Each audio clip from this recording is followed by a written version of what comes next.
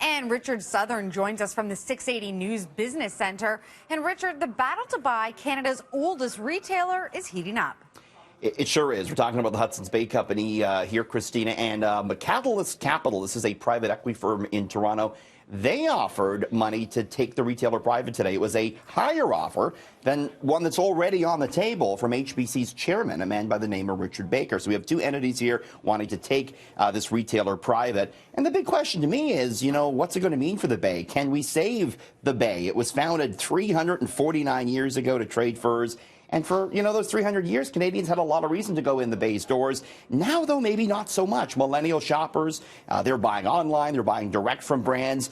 And it spells trouble for the Bay and its whopping 15 million square feet of physical retail space. So the big question again, Christina, is exactly what's it going to mean? Are we going to see the Bay continue in its current form? Are these groups going to pare it down or maybe sell it off altogether? We don't know. Well, I certainly hope that they can at least maintain the Bay blanket, because I look forward to going home and cuddling with mine most nights. So that's key. If they can keep the blanket, I'm good. They got some great stuff, and it's so iconic Canadian, so hopefully it'll survive.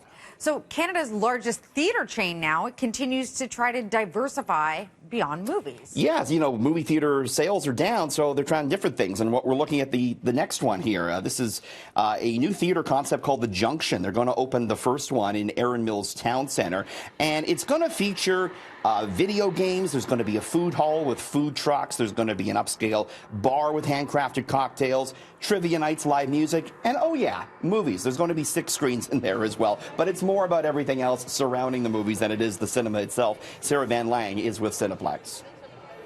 There's a rooftop area with a bar and an area to play. Like right now, the plans are for things like shuffleboard as well. It's kind of Cineplex saying, acknowledging that ticket sales are down, acknowledging we have to further diversify, right? The movie business is strong. What this is showing is that Canadians are gravitating towards experiences. If it's so strong, though, we're not rolling out new, restaurants and, VR and shuffleboard and all that, right? I think people are looking for different ways to enjoy films, particularly in a social and shared experience.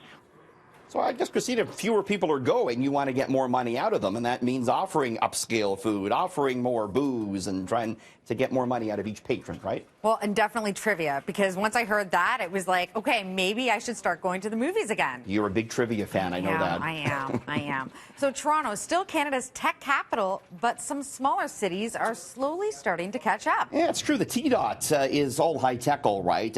80,000 tech jobs were added over the past 5 years, giving Toronto the title as the top tech employment spot in Canada, according to a new report from CBRE. Toronto home to 225,000 tech workers. It makes up, though, only 8.3% of total employment, so there's a lot of room for growth there. Toronto tech also dominated by males. It's 76% male, only 26% female workers, so room for improvement there. But yes, Ottawa, Vancouver, the Waterloo region, and Montreal, also big tech spots there. We got Shopify up in Ottawa, so they're doing quite well. But Toronto on the grow when it comes to high tech, Christina. Good to know.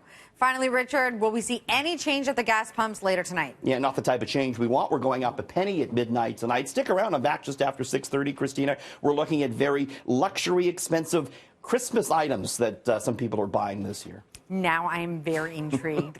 Thanks so much, Richard. We'll talk to you again in the next hour. Thanks.